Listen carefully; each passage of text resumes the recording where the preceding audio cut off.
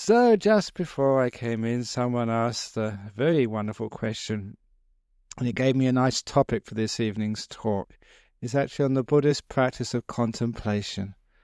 Exactly how do we do it, why do we do it, and how it works, and the different methods of contemplation which we can use to actually enhance our life, to get deeper wisdom, more peace, more happiness. Because Buddhism was never meant to be like a religion of study or a religion of scholars. And actually one of the comments which I got in Adelaide a couple of days ago, when I gave a talk on terrorism, and people said that maybe it's because that too many religions are led by scholars rather than contemplatives. Because the scholars who just read the books, sometimes you can misunderstand the books and misunderstand what I've been saying for a long time now, the difference between the container and the contents.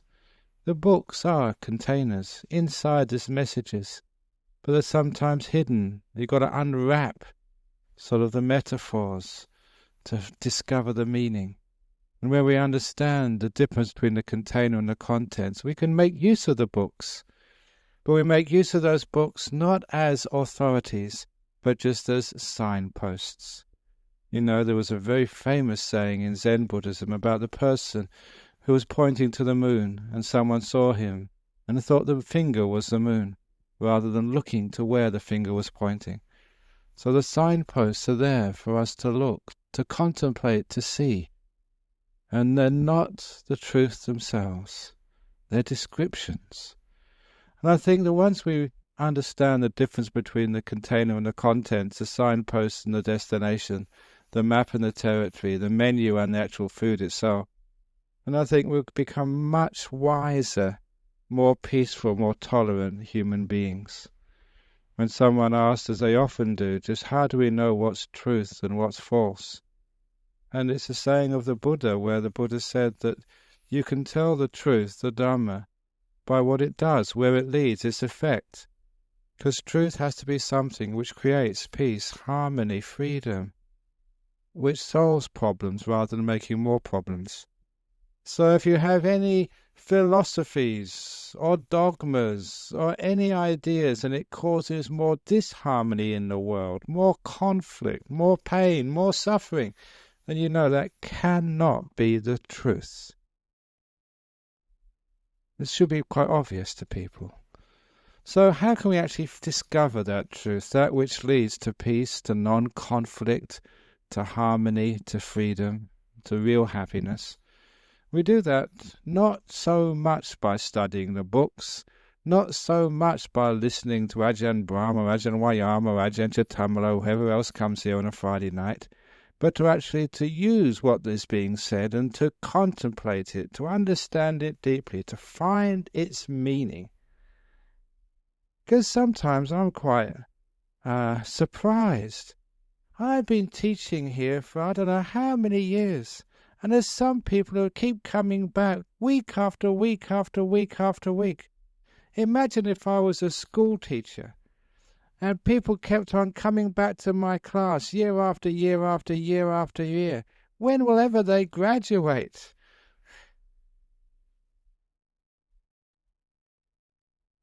So, I've often said, as a teacher, my job, my aim, my hope is to get rid of you all. And when I come here and teach to an empty hall, I think, my job is done. Everyone has understood they don't need to listen to the instructions anymore. However, it takes a while to really understand the truth. But this evening I'm going to say how to. It's not the what, but the how. And this is all about contemplation. Now, a lot of times people misunderstand or confuse contemplation with thinking. And many of you have been great thinkers. And we always remember there is, in the Western culture, there's a sculpture called Rodin's Thinker. And it's supposed to be one of the best works of art, and certainly you see it in many books. And many of you may know that sculpture, Rodin's Thinker, because the poor fellow has got his fist up like this with his head on the fist. thinking so hard, his head becomes so heavy, you have to use your hand to support it. And that's actually what it's like when we think so much. Just the head gets very heavy, and we can't really understand anything. So certainly through Buddhism, you don't get to truth by thinking. All you get is headache. And you never get anywhere. Many of you have tried that, trying to think your way through problems, instead of using the method of contemplation. An important part of contemplation in the Buddhist tradition is that before you even begin to contemplate, you have to get sufficient peace of mind, sufficient silence to actually be able to halt the restless mind so you can focus properly. A beautiful story of what I mean by this is one of Ajahn Chah's great similes. And to understand this simile, I have to describe some of the situations of my early life as a monk. Because in my early life as a monk, I was living in these forest monasteries of Thailand. And in these forest monasteries, which were in like remnant areas of jungle, there were many wild animals, especially like the crawlies, the snakes, and not the elephants, they were just too far away, but the scorpions and the centipedes, all these things which regarded a monk as their dinner, as a legitimate right to eat. So they're all very dangerous beings, but also they would very rarely kill you, but they certainly would hurt. And in order for the monks to be able to come backwards and forwards from their huts to the halls to the kitchen or wherever they needed to go, the villagers would cut paths through those jungles, and it was our job as monks to keep those paths well swept. Because when they were well swept, we could see actually if there was anything across those paths. You could see if there was a snake there coiled up, or if there was a sort of centipede or a line of ants, whatever was there. And the paths in this part of Thailand, because the soil was very sandy, very fine white sand, after you swept the paths, you'd have these white ribbons streaking through the jungle. They were the paths which would lead you from place to place. This was Ajahn Chah's simile. He said, if you wanted to contemplate a leaf which was in the forest floor, and you looked upon it, there was just too many leaves and twigs tangled up there that you couldn't really understand or learn about that leaf at all. There was just too much going on. But when a leaf fell on one of those paths, it stood out, especially after you just swept it. But when it stood out in the white sand background of a cleaned path, you could see it so clearly, you could see all its colours, its shape, you can get to understand it. He was saying it's the same with the things which happen to us in our lives. Sometimes there's too much going on. The life is just too complicated. And when it's too complicated with too many things going on, we can't really understand anything. It's like a tangled forest, like a jungle with so many leaves and twigs and branches all over the place. We can't make head nor tail of very much at all. And so this is why, in Ajahn Chah's simile, we have to make the mind simple first of all, before we can contemplate and know what's really going on. And that simplicity is what we do in meditation. We slow the mind down so we can focus on one or two things rather than many things. You know what it's like? Sometimes people think that, you've got so many things you've got to think about. And we get so confused we never think of anything properly. We just do too many things at the same time. But with our practice of Buddhism, we learn how to rest the mind, to calm it down, so there's not so many things going on in the mind. You don't need to do so many things at once. It's just a case of the efficiency of the mind.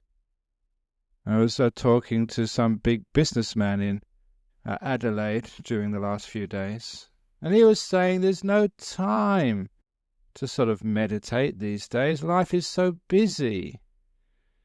And I asked him, sort of, why didn't you come to my talk? He said, because he was watching the cricket, because he was a Sri Lankan. What do you mean you've got no time? And actually, there's a lot of Sri Lankans here. I told them, look, if you don't come to my talk, that's bad karma. And now you know why Sri Lankan cricket team lost. Too many Sri Lankans didn't come to my talks. But it's true that so we do have the time. And I was telling him at length, if you are a busy person, then you need to meditate more than anybody else to give yourself some clarity. So you can contemplate even what you need to do in your business. Otherwise you make too many mistakes. It's well known that when you train your mind in stillness, you become so sharp. You can see deeper than other people. You can contemplate with more effectiveness. You just know more. You can feel more. You get better insights and more intuitive. And your business becomes very successful. Our meditation retreat, which we're going to be building soon, I really want to get a grant from Mr. Costello because it's going to increase the economic productivity of our state and of our country. It's going to make people, especially CEOs, more sharp to give them the competitive edge to fight in this market-driven economic world. I think I could put a good case for this. But certainly, the more quiet you are, the more effectively you can contemplate. And that's one of the first things that we should do, is to calm our mind down, first of all, and then we can start contemplating. And there's no end of things which we can contemplate, so we should choose wisely what are the areas which are the most important. And obviously we all have our problems in life. And when we sort of face our problems in life, sometimes they're so hard to contemplate because we get so emotionally involved in them. So close are we to our problems that we can't get that perspective. That's why in that book which I wrote, Open the Door of Your Heart, I gave this simile for contemplation, to have another understanding what it means. And this was that simile from my experience as a 18-year-old. When I went to the United States, was really bored with the United States. It was just like some other European country. It was culturally just the same as what I knew. And I wanted to experience something different. So I went to Central America, where there were real jungles, indigenous peoples, going in fishing boats and trucks up these jungle rivers, where in dugout canoes you see naked Indians coming in the opposite direction, living in a culture which hadn't been touched by the West. But one of my destinations were these Mayan ruins, these ancient Indian ruins in the old temple complex of Tikal. This was in 1969. At that time there was no tourists who managed to get to that place. There was no way there. You had to travel for days.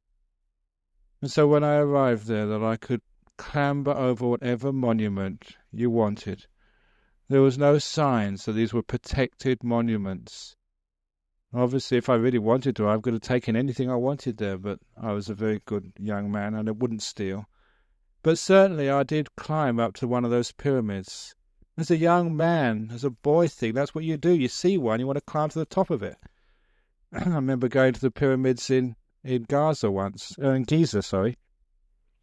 Egypt, with a full intention of climbing to the top of one of those pyramids. But if you look at how high they are, as soon I thought, oh, no way. But these pyramids in the jungles in Guatemala, Central America, they weren't that high, so I climbed to the top of one. And it was actually climbing to the top when I realized what their purpose was. You know that sometimes if you know too much, if you read all the books, sometimes you don't understand anything. Your mind is not free from all those ideas which other people have, so you can't really see for yourself. Because I was a novice, I knew nothing about archaeology or those ancient civilizations. I had an open mind. It was obvious what those temples were for, because as soon as I got up to the top, it was above the tree line.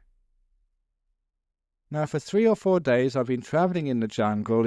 If you ever go to virgin, pristine jungle, you will find if you do cut a road through it after a few, and maybe a month or 2 months at most, the jungle is so active, so alive, the paths get covered over very quickly with branches, vines, other growths. So you're always going through tunnels. You can't see the sky. It's only like dappled light coming through the holes in the leaves, wherever you go. So for 3 days I hadn't seen the horizon at all. And after 3 days, when I went up the first pyramid, it shocked me that now, for the first time in 3 days, I could see infinity in all directions, with nothing between me and the infinite. It was space all around. Only an 18-year-old young man, straight away that hit me. The symbolism of being so in contact with infinity, with space, with emptiness. And I imagine what it must have been like if you take like a young man or woman who'd been born in the jungle, raised in the jungle, have never actually gone out of that jungle. Basically, you would not have much experience of great distances, of horizons, of infinity, of space stretching out forever. And imagine what it would do to a young man or young woman who's taken up on some sort of initiation up that pyramid for the first time. For the first time in their life, they were above the tree line. They could see in all directions. It's the way I like putting it, nothing between you and the infinite, in all directions. The symbolism is just too close to a religious experience. But as well as that, on top of that pyramid, I could look down and I saw all the paths which I'd come, which taken days, because it was such a tortuous trek to get to this place. And I could see the way the paths stretched through the jungle. I could see the rivers we crossed. And I could see the town in the distance, the town of Flores, in an island, in a lake, in the middle of this jungle, in the Yucatan Peninsula of Guatemala.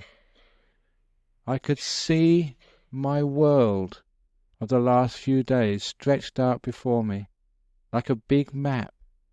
I could see where everything fat together. Now this is a wonderful simile of contemplation.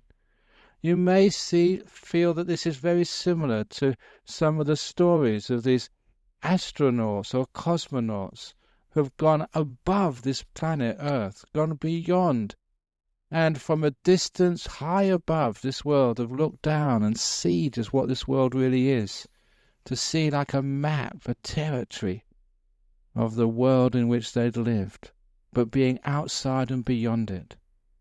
To truly contemplate, to see how things all fit together, to see the map of the thing we call life. We have to somehow get above and beyond so we can see fully how it all fits together. When we're right down in the jungle, we're just too many things there. We don't get perspective. We don't get the full view, the full picture.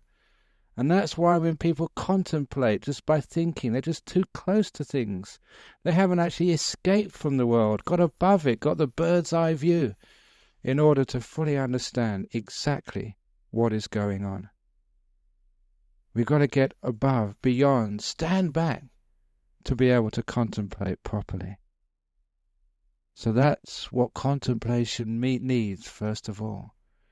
And we have to contemplate those things which are most important to us, especially first of all, instead of contemplating the meaning in life and these great philosophical truths of the nature of a God or the nature of a self or reincarnation or the meaning of love or whatever else you want to contemplate, first of all, that it's necessary to contemplate those things which create problems and difficulties in our life, because those are the pressing business of your day. The arguments, the fear, the loneliness, the depressions, the anger. And that's why that we should contemplate these things first of all. And when you actually contemplate these things, the Buddha gave some very interesting ways of doing it. One of the beautiful ways of actually contemplating these things, in order to move away from them, to get that perspective so you're not too close to the actual thinking, is actually to contemplate your body, and especially to what happens in your body when you have these emotions. It's a very effective way of therapy, of actually understanding just how you can actually move beyond the problems of life. For example, when you're feeling depressed, too often when you're feeling depressed, you get locked inside of your head, in your emotional world, in thoughts. And too often when we actually watch the depression inside of our minds, we get so sad at being depressed, we get what we call depressed about being depressed. It's called double depression. And then we get depressed about being depressed about being depressed. It soon trebles, quadruples, increases exponentially. And that is actually the journey down the spiraling hole, the bottomless pit of depression. The more you think about it, the more that it gets power over you. But there is another way. And this beautiful way of the way the Buddha taught, I've used this several times when people get really upset and fed up, and it's incredibly effective. Whenever you get, say, depressed, there will be a corresponding feeling in your body somewhere. Somewhere in your body it just feels sort of different. And if you can actually associate the physical feeling, which is there alongside the emotional feeling, then you are starting a contemplation which will actually lead you beyond the emotional trap. It's the same way whenever you feel angry, there's a tightness, a tension in your body. Whenever you feel in love, there's there's a warmth around your chest. Whenever you have anxiety, there's a corresponding anxious feeling. You can feel things tighten up around you. You can feel sort of your inability to somehow speak. The throat tightens up. Now the point is that too many of us, we're not really conscious enough of our body. We're just in our heads too much, and we're never really that aware of what our body is doing when these emotions are dominating our awareness.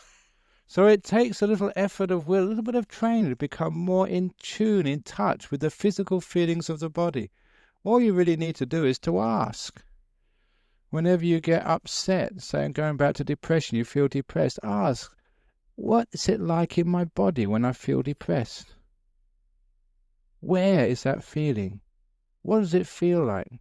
And contemplate that feeling. Get to know it. Get familiar with it. In the meditations which I've been teaching recently, in each of the stages of meditation, whether it's present moment awareness or silence or the breath or whatever, I've been using the framework to be able to get people into these stages of recognition, familiarity, and basically relaxation, contentment with these things. Because whatever you do, first of all, you have to recognize what it is. So you know what you're doing, and then you become familiar with it after much recognition. And then if you become comfortable there, you can relax in there, you can hang out there. So when you actually start doing bodily contemplation, you have to know what it is, first of all. That's why you have to keep repeating it when you give talks, what body contemplation actually is. Whenever you've got an emotion, ask, where in the body is this manifest? Next time you have that emotion, where is it manifest? What does it feel like? After a while, you recognize the feelings in the body which are associated with emotional states. Once you recognize, you become familiar with those feelings. And one of the great things with this method is that if you have a depression, you can see the corresponding physical feelings, and it's much easier to work with the physical feelings than the mental feelings. The mental feelings, as soon as you watch it, you get a negative reaction. The physical things, you can actually see it and you can relax the body because you're more used to relaxing parts of the body than you are to relaxing the mind. So you use this little method. If you're really, really depressed, what does it feel like? How does it feel? What's it like? And you get to know that area. And when you get to know that area, you relax the physical feeling. When you relax that physical feeling, it's not that hard to do because you're used to relaxing parts of your body. When you go to bed at night, or when you sort of go into the pool, or when you just lay by the beach, or whatever you do, you put your feet up to watch the cricket if you're Sri Lankan, or whatever else is you do on a weekend. You know how to relax the body, most of you anyway. And when you can relax part of a body, you can learn how to relax another part of the body. When you relax that part of the body, which has that corresponding feeling, you find the emotion disappears. Instead of working directly with the emotion, you're going on a by route, you have the emotion, go to the feeling, relax the feeling, you go back to the emotion, you find it's almost disappeared. It's a great way of dealing with bodily, with emotional problems. If you always tend to get anxious, you have anxiety or panic attacks sometimes, find out where in the body that's happening. One of our monks a long time ago, because he was in the Vietnam War, got shot in the back of the head, survived, but he had epileptic fits every now and again, simply because of the damage to the brain. And epileptic fits obviously were very, very uncomfortable. He didn't want to take medication, so instead he used this mindfulness. He managed to notice the corresponding physical feelings which happened before the epileptic fit actually came on. He recognized them, was familiar with them, and so that whenever he saw those first signs arriving in his body, he could actually take action to go into his room to rest, so that epileptic fits never came up again. It's a wonderful little method by noticing the physical feelings which are corresponding to that whole process and working with the feelings, the physical, rather than working with the emotions, the mind. He managed to do that. So if you, say, have grief because you've lost someone who's very, very dear to you, sometimes you might say, oh, contemplate the grief. You can go to my stories, that we're always dying. You've done it many times before. The simile of the concert, it's just a concert ended. Be wonderful, grateful that you've had that wonderful concert. Be grateful rather than mourning the death. See what you've had rather than see what's lost. I've given all these stories and other talks. But when you feel grief, how does it feel in your body? How are the muscles or the organs feeling there? See the tension there, the tightness. Because straight away you move away from the problem in the mind, moving on to the body. It's easier to work with. You're not getting lost in the mental stuff, which you're not very used to dealing with. You can contemplate the physical feelings in the body, and you can do something there. You can relax those feelings. When you relax those feelings, it takes a while, then you find the grief. If it hasn't completely gone, it's certainly got much less. Panic, fear, anger. How do you feel when you get angry at somebody?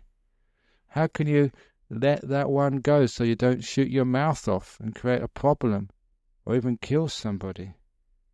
If you can do this bodily contemplation, whenever anger starts to come up, how does it feel in your body? What's going on in the body? A lot of time with anger, the reason why the anger overpowers us and creates stuff which we regret for long, long times is because when you get angry, you're just focusing on what you take to be the cause of your anger. Your husband, your wife, the boss, or whoever else sort of caused you, or you thought caused you to blow up. When you get angry, you're never really looking at yourself. You're never really contemplating what is the true source of anger. It's not that person. It's not Mr. Howard or Mr. Bush. It's you. There's no reason why anybody should get angry. As I said once in the book, why allow anybody to control your happiness? Why allow someone else to make you unhappy? I refuse to do that. If the aircraft is late, I'm not going to let, as it was this morning, I'm not going to allow Qantas to spoil my day.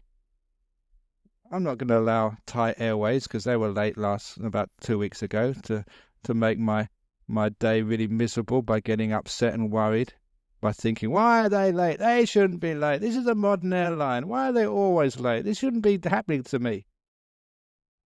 Why allow these things to make you unhappy? I refuse to be unhappy. But the point is that you can do that. That's why that some of these monks, you can see there's no way in the world you can make them angry. Actually, it's fun to try sometimes. Just to test them out. Really get angry at them or shout at them or call them idiots. Ajahn Brahm, that's the worst talk I've ever heard in my whole life. You're really hopeless. Why did he go back to Adelaide? Never come back here again. Whatever, I don't know. But anyhow, the point is that when you get angry, you're always looking at something else. Bloody sewing machine, or bloody lights, or bloody this, or bloody that. You never look at bloody me, because this is the one which is creating that anger.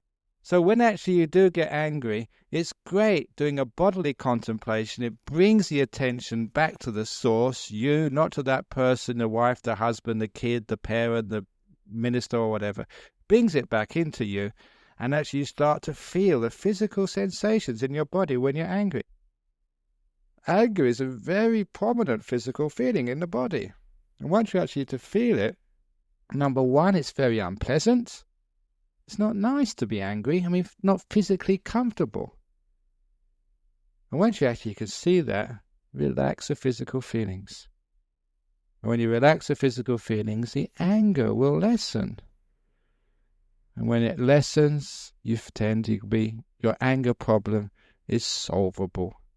This beautiful way, the anger, the emotion over there, bring it inside, feel it in the body, relax the body, and your anger's gone. So contemplating the body in this way is a great way for people to solve many of the problems in their daily life which create suffering and trouble for them.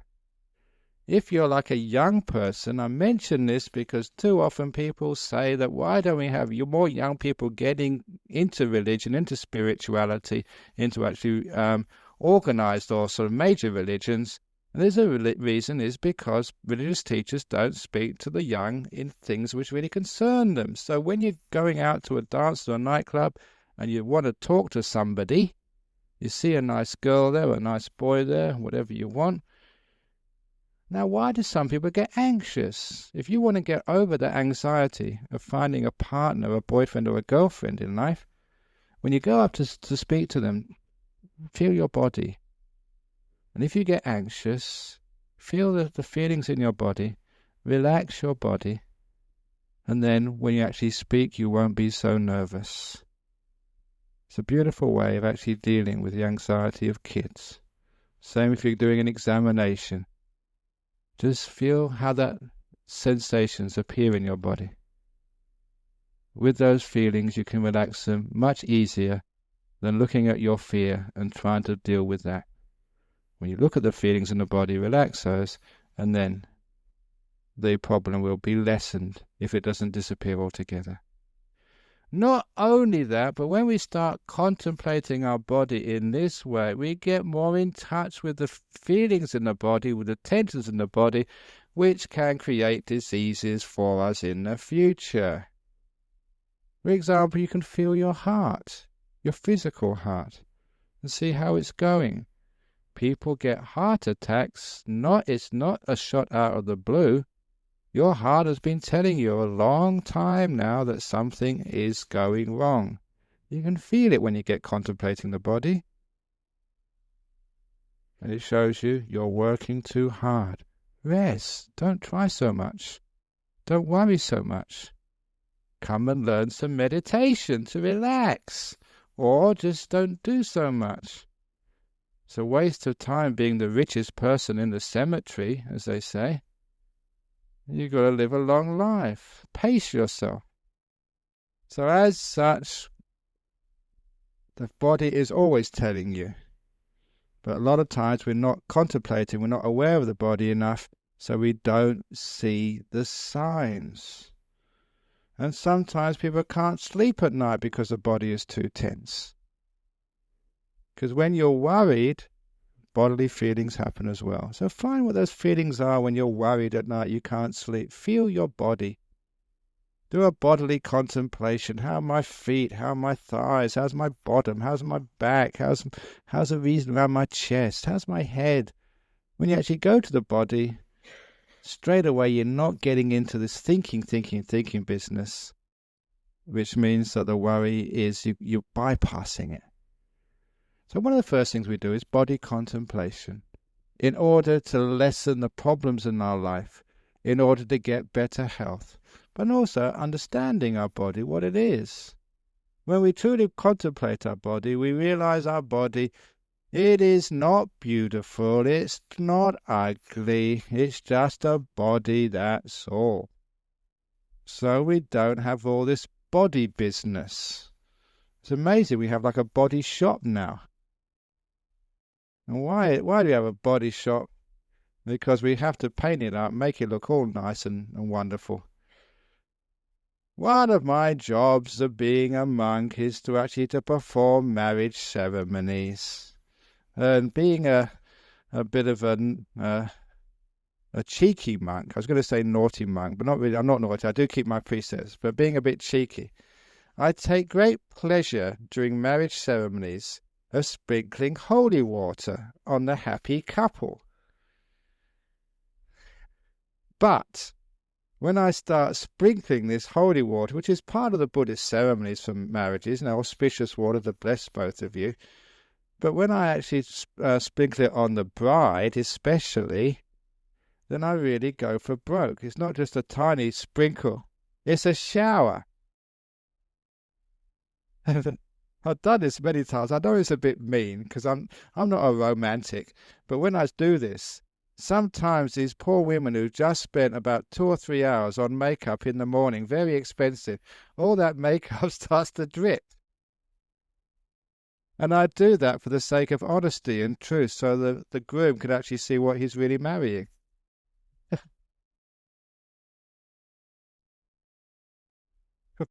But fortunately, so they're taking in good spirits. No one's actually hit me yet, but I come pretty close, I think, a few times. But the point is, why do we actually keep on sort of denying the truth of this body? It's just as a body, it gets old, it gets aged, we get wrinkles, we get fat. It's just the nature of the body, that's all. So we can actually be at peace with this body. When we contemplate it, it's just a vehicle for us, in the same way we have a car. And when we lock up that car and we put on the security system, we can leave it in the car park knowing it's safe. Why can't we do that when we meditate? Sit down, make the body nice and comfortable, and then leave it alone and forget about it for half an hour. You know why? Sometimes because we're attached or we're worried about this body, we're too concerned with it. It's wonderful to be able to leave it alone, put it down, and allow it to disappear. Because then we know it's just a body, that's all. And so whenever we find a boyfriend or a girlfriend, we're not worried about the body. We're worried about the person inside. Which means that all of you girls who are ugly, that you don't worry about being ugly. And all of your guys are getting old, you don't worry about getting old. Because this is not the important part. We're living in a world where the body is so important, we give it too much importance, and that gives enormous suffering to people. Now, how many of you just get sort of depressed or bad self-image because you haven't got the best body? And it's a terrible thing for people to go through, especially young women or men. They think they're ugly. Just it gets so much suffering. And if we could actually get a culture which doesn't really depend upon the body so much, but depend upon the person. That's why an old Chinese saying is, for all you boys, never marry a beautiful girl. I think that was written by an ugly woman, I think.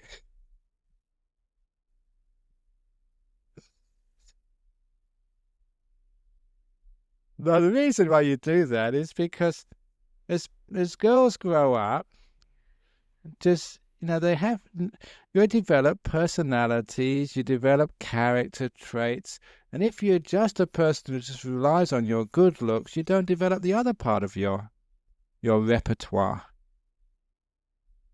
And this is wonderful. If you're an ugly girl, you have to develop being kind, being caring, being so gentle, being a good cook, a good listener to be able to attract a mate. So all these other qualities are enhanced in ugly girls. So it really is a great deal to get an ugly girl as a wife. All the ugly women here are going to come up to me after, oh, thank you so much, Ajahn Brahm. And all the pretty girls are going to save a lot of money on makeup and beauty treatments. Because, why are we so worried about the body? So when we contemplate these things, we actually get these wonderful insights. It's just the body, that's all. And when we start contemplating things like the body, we don't get so upset when it gets old, when it gets sick, even when it dies. It's just a body dying, that's all. So actually, when we get some perspective on these things, I was saying, we just stand back. It's just like a leaf on the path. It's just this little body. We can look upon it, and it's not such a big deal anymore. So we're not so worried when somebody dies. And I've been to many funerals, and I've actually viewed all these bodies in the coffin. When you see a body in the coffin, it's always smiling. Have you ever noticed that? They're always smiling when they die. How many of you have witnessed a birth? They're always crying when they're born. Why is it when someone is born they cry, but all the relatives are happy and laughing? Why is it when somebody dies, they're smiling and all the relatives are crying? We get it wrong. We should look at the person. The person is the center of the attention there. If the baby is crying, we should cry as well. Haven't you got any sympathy for this poor kid who's just come into this world? And when you see somebody died, they've got a big smile on their face. Shouldn't that make you happy? What are you crying for? Interesting, isn't it? Anyhow, when we actually start contemplating bodies, it's just a body, that's all. No big deal. We can leave it alone. We're not so concerned about it. And we don't spend so much time preening it, washing it. Look, how much time do you spend combing your hair? Or going to the hairdressers? Why don't you do like I do? It's much better. I don't have to spend any time combing it. Don't go to the hairdressers. Don't have to worry about the latest fashion in hair. Don't have to go and dyeing it a streak of pink and a streak of green and a streak of something else. That must take a long time. People say they haven't got any time these days. And you can understand why. They're spending too much time in the hairdressers, in the beauty salon, in front of the mirrors. That's great being a monk. You don't care about these things. But also, when we actually get some perspective, we can contemplate life and death. What do you mean by life and death anyway? It's just body being born and body getting old and body dying. Is that all there is to a person, just their body? If there is, when you do get old and ugly, it really hurts. If you think that's all there is to you, just a body. If someone does die young, and you think it's just a body which dies, it's just really awful. It's very sad. When you understand there's something more to that, that's when we contemplate this thing we call mind. What is this mind? The only way you can contemplate the mind, again, if you have the leaf on the path. Get the mind alone where all this other stuff isn't there. And that's actually why we meditate, to get just the mind alone, pure mind, nothing else around, no body. You go inside yourself, forget your body, forget all these other things, all the duties and business of your life, and focus on this one thing which is hearing this, which is knowing this, the one in charge, the one who wills and chooses. What actually is that? Isolate that, just like a chemist isolates some metal or some element and investigates its properties. When you isolate it, get the pure form, you can actually understand what it really is. And this is the important, deep contemplations of life. Who are you? Now, what is this mind? Is there such a thing as reincarnation? How does it work? To be able to understand all of those things is a waste of time reading the books. You read one book, it says one thing, another book says another thing, and you get the religious leaders that take their book, and the other religious leader takes their book. They fight each other with the books, banging each other on the head with books. And they never understand anything because they don't contemplate what's actually inside the books. What's inside the books tells you actually to find out what's going on. It was just recently when I was in Singapore. I was actually quoting the Gospel of Thomas the Contender from the Gnostic Gospels attributed to Jesus. I was actually having some Christianity in my talks, where it says that he who knows themselves knows the truth of all things. A nice little saying, that. So you know who you are, and then you know all the truths. And this is actually what we mean by that, is actually contemplating this thing which knows, this thing which does. I don't mean thinking about it, because if you're thinking about it, you just go around in circles. Philosophers have done that for the last 2,000 years. Where have they got? They got tenure in universities, but that's about all. But they don't relate to anybody. But actually, when you start contemplating these things, what is knowing? What is doing? What is the will? We have a great fun as monks contemplating these things. You go so deep in meditation, you just got the will right in front of you, like a leaf on the path. Still. And for contemplation, you need to maintain your focus on something for a long time. Not thinking, but just gathering data. What I said earlier about recognizing what this thing is, becoming familiar with it, and then you can rest in it and get to know it. When you go to a new job, sometimes you don't know people. You've got to recognize them first of all. After a few weeks, you get familiar. You can rest there, you feel comfortable there. Then you get to know what's going on. It takes time to know. It takes depth and peace and stillness to be able to contemplate. So if you want to contemplate these deep truths of life, you have to develop the still mind, which can hold something long enough to see what it truly is, to see it deeply. At this point, for the camera, I usually give a demonstration. I haven't given this demonstration for many years. I usually give it just on meditation retreats. I pick up something and I ask the audience, what is this? Contemplate it now. What is it? Somebody says a glass. Somebody says a water. Somebody says a 6 inches high, sparkling in the lights. Yes, what else is it? When you keep on investigating, after a while, all of the words and descriptions are all used up. And then you can start contemplating. Because is this a glass of water? Is that all it is? When you can keep something still in your intention for long enough for all the labels to disappear, at that point contemplation begins. It's the labels which stop us seeing the truth. The labels are the signposts, the labels are the menu. It is not the destination, it's not the food. I've said this many times about the man who went into the 5-star restaurant. The maitre d' gave him the embossed menu. He ate the menu, paid, and went away. What a stupid man that was. But that describes many people who go to churches and temples who follow religions. They may have a Quran or a Bible or a Dhammapada or the Bhagavad Gita or whatever holy book it is. All they do is they eat the book, and they're never sort of satisfied. They're never peaceful, wise, and compassionate. Because the book is there to tell them something. The labels are not the thing. So when I hold this up, it is not glass of water. That's just a label.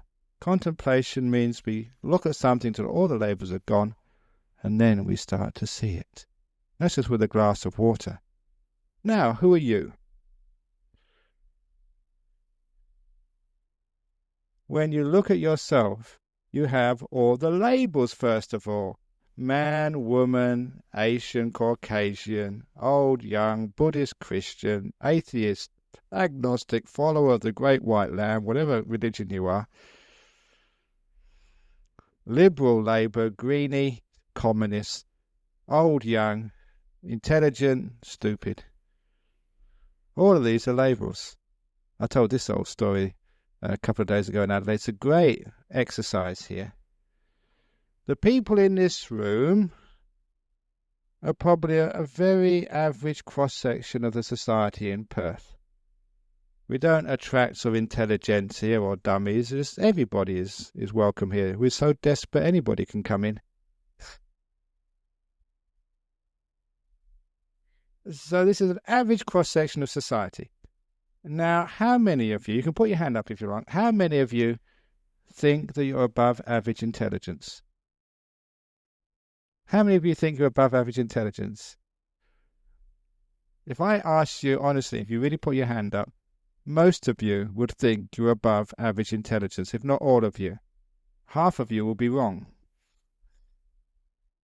Because half of you has to be below average intelligence.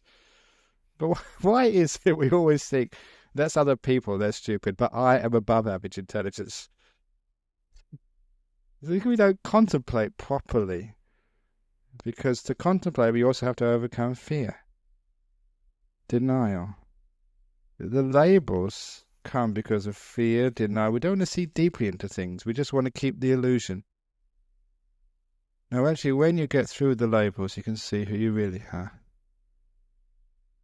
This is why we have to take some things in stillness and just watch it. Even these days, if I've got ordinary problems in life, just who to invite to this global conference, how can I get this problem finished? Because I'm a manager as well as a monk, as a teacher. Now, where should we build our next hut? Sometimes when we contemplate a problem, if you think too much, it never gets a solution. You've got to put all the information in and stop and put the problem up in front of you and just leave it alone. And just watch. When all the solutions, the ideas, the words stop, then you find your solutions. There was one lady, I'm not sure if she's here tonight, when she came on the last retreat which I gave here in Perth last year, she had all these problems at work. She was a manager of a particular department, I'm not saying which, and she left work on a Friday evening just with all these problems, unfinished business, to come to the retreat. She was a smart lady, she knew Buddhism, she knew how to contemplate. They were all in her head, but she's just stopped thinking about them. She meditated for 2 or 3 days, not worrying about them, not thinking about them, not doing anything. And she came to this interview after 3 or 4 days. She came, as I was meditating, all these amazing solutions came up in my mind. They're great answers to these problems. I would have never got those answers through thinking about them, only by stillness. It's in stillness you see deeply. That's why to contemplate even the problems of your life, make the mind still. Put all the information in first of all, make the mind still. It's incredible how well great answers come up. Sometimes you think it's intuitive. It's not intuitive, it's just a process of wisdom happening. The problem of human beings, when they've got a problem, they just think too much. Thinking is okay. I didn't say don't think at all. I said don't think too much, which is, what you're thinking now is already too much. So just put the information in there and leave it alone and let the whole thing grow, develop, mature until the answer comes up. And this is actually how we do contemplation in stillness.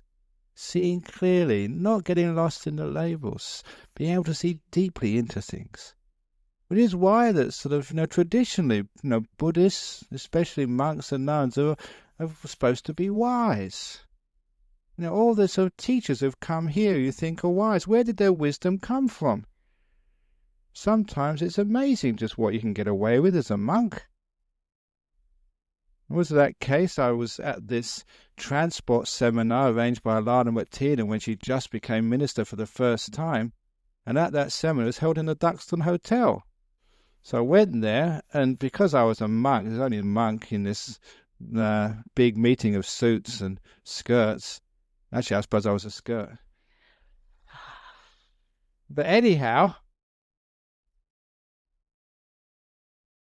This guy came up to me, and he was a journalist working in sort of transport magazines, especially in shipping. So he gave me an interview about sort of transport issues. And I know I'll speak to anybody. But apparently that interview, he wrote it up. He actually called it Zen and the Art of Shipping by Ajahn Brahm.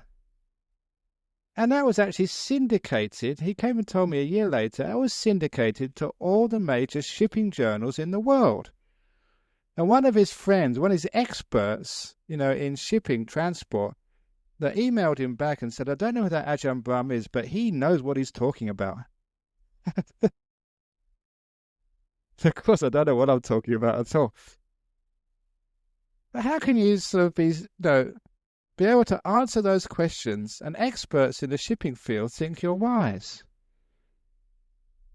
I saw Dennis in the corner over here. He got me involved in this grief and loss conference some years ago in the Observation City Hotel. And, so I'm not a psychologist or a therapist. My degree was in theoretical physics, not sort of in psychology or psychiatry. But I sort of rolled up there, gave the little speech, and afterwards had question time. And there was this woman organizer. She's supposed to be the expert in Australia. And at question time, someone asked her a question. And I always remember this. And she referred it to me, asked a monk. And the person who asked the question said, you're supposed to be the expert. She said, no, the monk is the expert. Or that time when I went on it was 96 FM or 6PR, I forget now. And it was that adult themed show on relationships. I forget what it was called now. And there you are, you're a monk. And from 10 o'clock till 12 o'clock, I was fielding all these calls on adult issues. What do I know about such things? But nevertheless, it's wonderful. All the calls were coming to me after 10 minutes. It was the other person who was actually manning the phones was Dr. Gabriel Morrissey, who's written all these books on sexology. She's the expert. But no, I sort of overpowered her with, my celibate wisdom. So how come all these monks and nuns who come here, how come they're wise? Where does that understanding come from? It comes from the contemplation which is based on stillness. When you're still, you can really see deeply.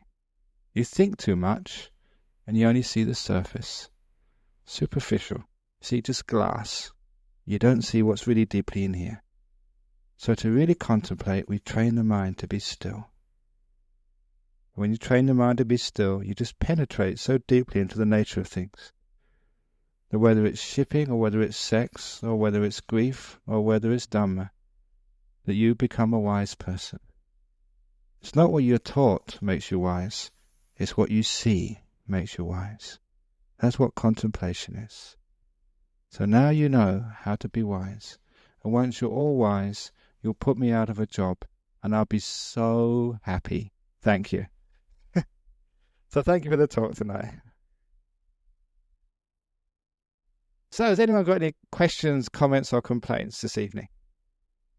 Any questions, comments, and complaints about tonight's talk on contemplation? Yeah.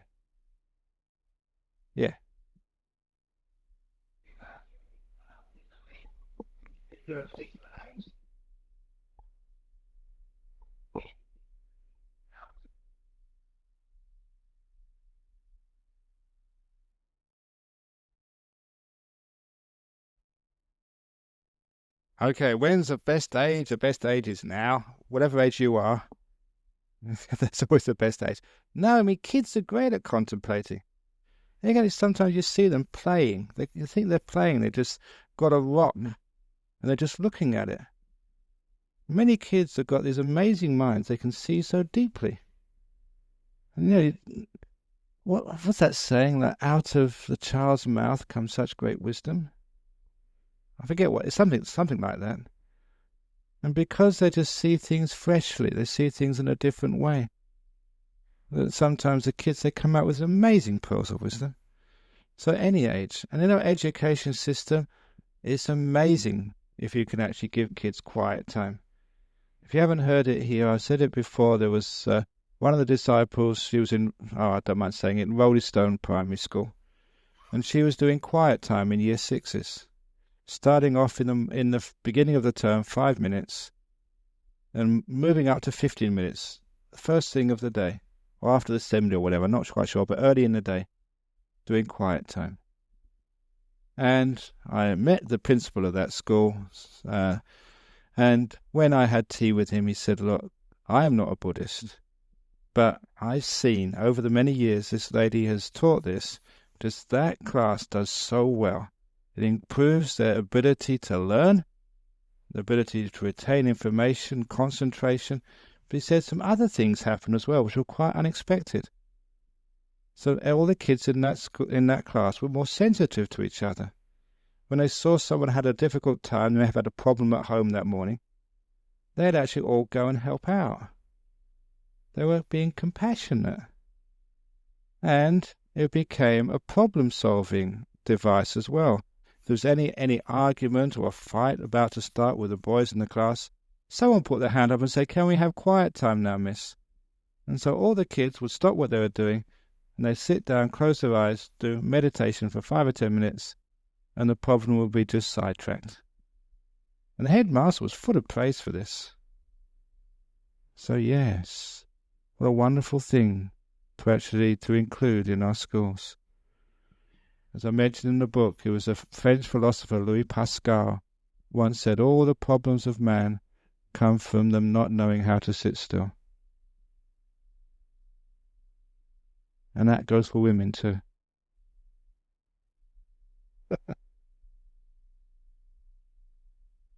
Thank you for that.